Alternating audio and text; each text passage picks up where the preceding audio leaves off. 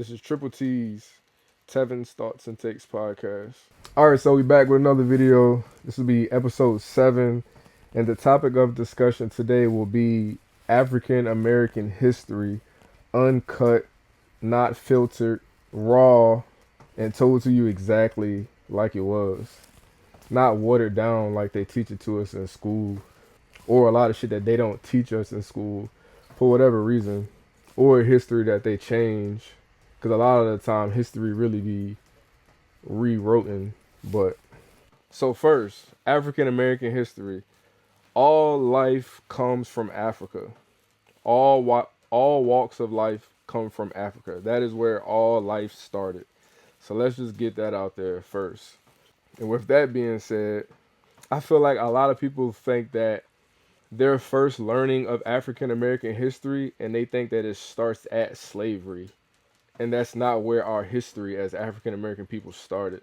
But I feel like a lot of people have that misconception that our timeline starts when slavery started, as if we didn't have life going on before slavery. So I just want to put that out there. Our history as African American people does not start at slavery. So the original people were called the San people or the Sand people. They're the oldest tribe in South Africa, and they've been tracked back to almost 140 years ago. So they were the original people. And these are the people that spoke with clicking, so their language was clicking. That's what their dialect was. And a lot of the time they were said to have Asiatic features. So that specific look that Asian and Chinese people have, that's actually an African look. But a lot of people don't know that. They also refer to them a lot of the time as the black Chinese people. So the San people are the black Chinese people pretty much. And they also refer to them as Bushmen. So those were your first, original people on Earth was the San people. Next, we as black people actually taught white people how to be clean.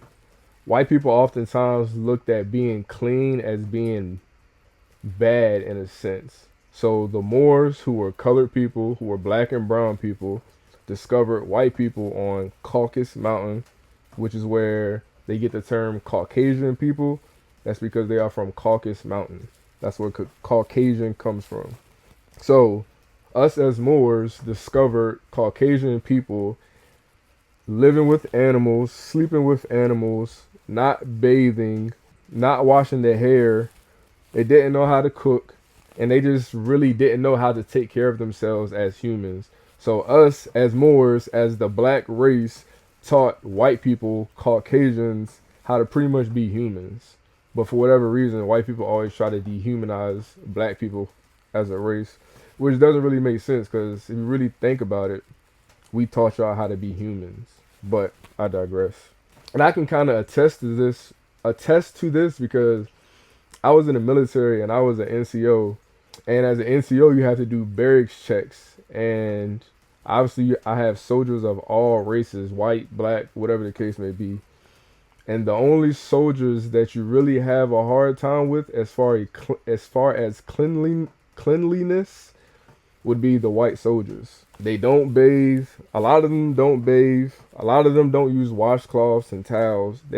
They've never been taught how to use a washcloth, or you're not supposed to use a washcloth on your body. They aren't told how to clean, so their rooms are dirty. Their rooms stink. They always stink at PT. They stink at work.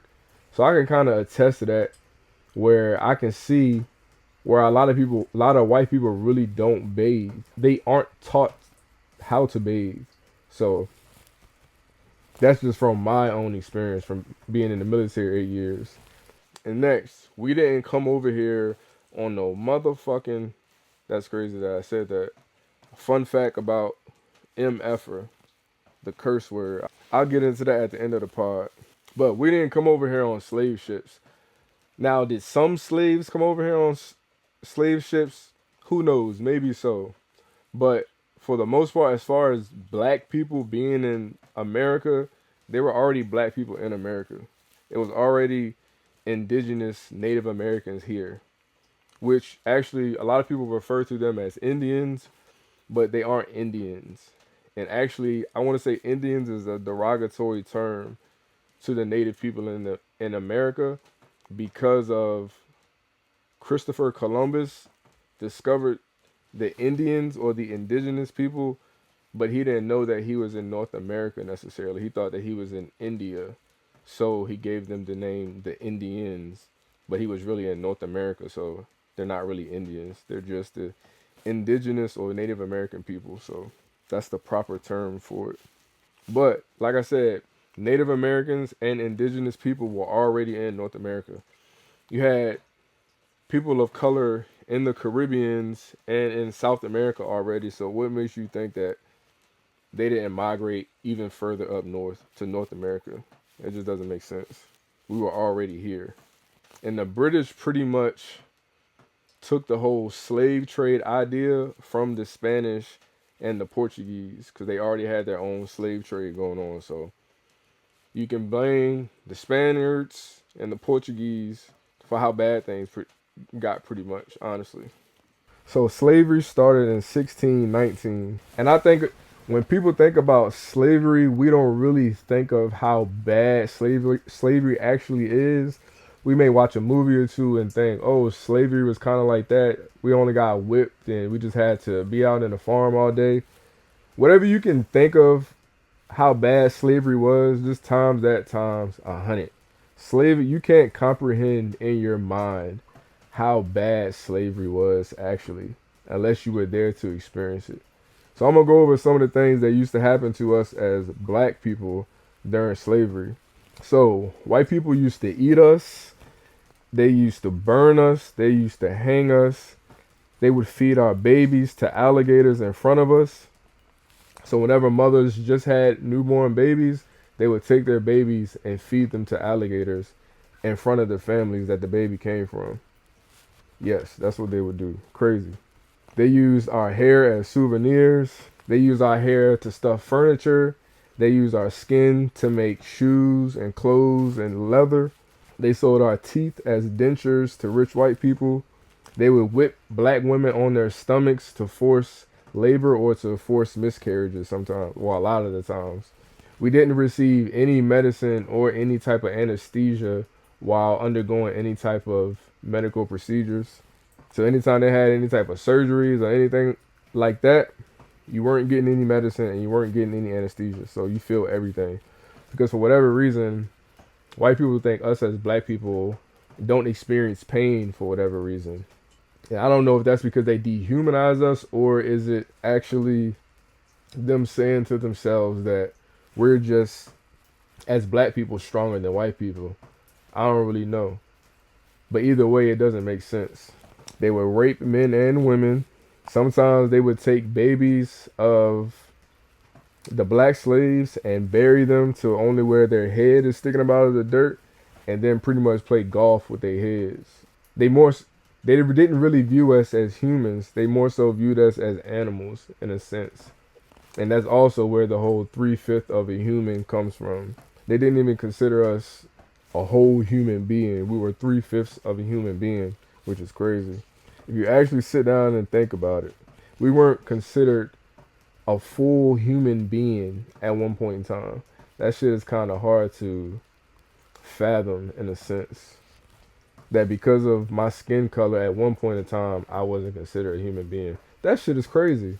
That shit is fucking crazy. And then slavery ended in 1865. So slavery was from 1619 until 1865. And that's where things like the black codes were put into place. So black codes are pretty much laws put into place to govern black people. So you couldn't get any land, no property, you couldn't conduct businesses, thing like that. So you're already at a disadvantage. So mind you, we just came from motherfucking being enslaved, and now we're not slaves anymore, but we still can't get land, we can't get any properties, and we can't start any businesses. So how the fuck do we progress? How do we move forward as people? You don't. So these things were put into place so that us as black people couldn't grow, or you're just gonna fail because you don't have any options. And then you can't work, you can't own land, you can't start a business. So what do you do then? You may start stealing or doing illegal things, other things that are actually illegal, not just two people of color. So then you get arrested. So it's all just a big cycle, a reoccurring cycle, pretty much. So the black codes ended in the 70s. The 70s time frame is when the black codes ended. Then you had motherfucking Jim Crow laws. So Jim Crow laws pretty much segregated blacks and whites. So separate bathrooms, separate restaurants, separate schools, so on and so forth. And me, in my personal opinion, I would think that we as a black people would be further if things were actually still segregated. That's my hot topic of the day, or hot topic of the pod, actually. I think us as black people would have been better off with things still segregated. I feel like black people, we don't include ourselves into white people shit. As it is, it's always vice versa. White people always into black people shit. When we start good shit, our shit get burned down, like Black Wall Street. It's kind of like white people, they're okay with us doing our shit as long as it don't get too good. Because if it get too good, then we gonna come burn your shit down and then take your idea and act like it was ours. But anyways, and the Jim Crow laws ended in the 1960s. Then we had redlining. So what is redlining? It's pretty much, it uses laws to push black people into specific neighborhoods, i.e. projects. And you also can't get a job, you can't get loans, and they're also usually near manufacturing plants, your projects. And if you live next to a manufacturing plant, what are some things that can happen to you? You can get different diseases, you can get sick from living by an area that's so polluted. So those are the disadvantages in living in the projects also. You can become less healthy. It's unhealthy for you all around in general. It's pretty much built to break you down from the inside out in all aspects of life, honestly. Then we have structural racism. So what is structural racism? It's pretty much when they just come in and pollute your hood, pretty much. Pollute all the black neighborhoods, like drugs and guns. So I've always been a big fan of the Chicago drill scene. So I've watched a lot of interviews of different OGs from Chicago, and a lot of them talk about a bunch of different guns just being dropped in the hood on the train tracks and without any explanation, pretty much. They just have these random boxes of guns being spread out all throughout the hood. And a lot of people have this same exact story. Because they would just ask themselves, how the fuck are we getting all of these military issue weapons into our neighborhoods like that? How are these 13 to 14-year-old kids getting fucking AKs and M16s and M4s? The government got to be dropping this shit in. Ain't no 13 or 14-year-old just going to have these types of weapons. So that's just one example of structural racism. And why are they putting the guns and the drugs in the neighborhood? So that you can just kill each other. If you don't die from gun violence, you're going to die by drugs. And if you don't die, you're going to jail for either having drugs or guns. So that's, like I said, that's just how the cycle continues. Also, they put a bunch of different unhealthy food chains in the neighborhood, a bunch of liquor stores, and check cash places. So you can spend all your money pretty much. Next, we have gentrification. So what is gentrification? It's pretty much them coming into the hoods and the projects and replacing all of the bad shit with good shit. So they start to build up all of the areas. They start to build up all of the different complexes, putting in healthy grocery stores, take out the fast food restaurants to put healthier options, outlets, plazas, things of that nature, so that they can raise the property tax. And then all the black people who lived in this area before the property tax went up, they can no longer afford to live in these areas. So now they can't afford to live there. So now they have to move back into lower income areas, which is just another ghetto or another project. Once again, it's a revolving cycle. and it's meant to be that way. Us as black people have to learn how to break out of the matrix, just that revolving cycle. That's actually what the matrix is. It is breaking out of the cycle of what we believe as a society, honestly, or what has been taught to us, which isn't actual history. And then once you're in the ghettos, it's just over policing of the ghettos, which just leads to more police arrests, and it's just more black and brown people in this jail system, or the prison system, I should say. Lastly, everything is rooted in fucking slavery. Everything is rooted in fucking racism. When I hate when people go, you always gotta make it a race thing, or you always gotta make it a black and white thing. Bitch, it is always a race thing. It is always a black and white thing. Always. That's the world that we live in. So, for example, I'm going to give you some examples of everything being rooted in racism and slavery. Picnics. Picnic is a racial slur. That comes from the term pick a nigger. That's where that comes from. So anytime you go to say I'm going on a picnic, that's some racist shit. All right. Police officers. Police officers are slave catchers. They are the modern day slave catchers. That is literally where that term, or where they come from. That is where that originated. That is where that started. Police officers started as slave catchers. Little microaggressions that white people give you that you don't even realize sometimes. So, for example, you're walking on the sidewalk and it's your side and then the person who's walking towards you side. And it's two white people walking towards you. Two older white people, I should say. They're not going to move out of your way. Why aren't they going to move out of your way? Because they aren't conditioned to move out of your way. Us as black people usually will move out of the way, but the white people, they won't. And it's because they never had to. We were always the ones, us as black people, we weren't even allowed to walk on sidewalks. If we were walking on the sidewalk and a white person was coming, we would have to walk in the grass to get around them.